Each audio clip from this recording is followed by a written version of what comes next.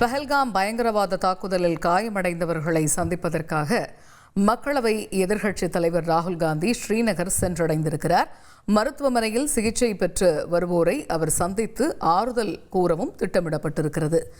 இதுகுறித்த கூடுதல் தகவல்களை செய்தியாளர் ரமேஷ்குமார் விவரிக்க கேட்போம்.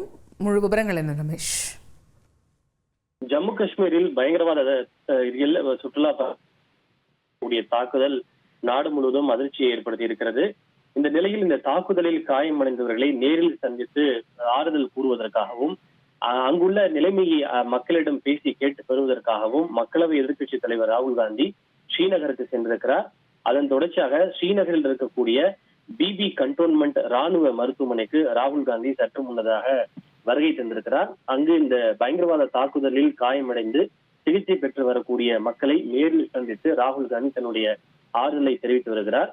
இதை தவிர அங்கு நடைபெறக்கூடிய மேலும் சில நிகழ்ச்சிகளில் பங்கேற்கும் ராகுல் காந்தி அங்க இருக்கக்கூடிய சமூக அமைப்புகள், பல்வேறு தரப்பை சார்ந்த பொதுமக்கள் மற்றும் அரசியல் கட்சி தலைவர்கள் ஆகியோரை சந்தித்தும் அங்க இருக்கக்கூடிய சூழல் தொடர்பாகவும் அவர் கலந்துரையாடி சூழ்நிலை மற்றும் பாதுகாப்பை அவர் ஆய்வு செய்ய இருக்கிறார் எதிர்க்கட்சி தலைவர் என்கிற முறையில்.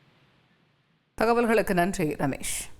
உங்கள் தந்தி ஒன் தொலைக்காட்சியில் கால பைரவன் தினமும் காலை 8 மணிக்கு காண தவறாதீர்கள்.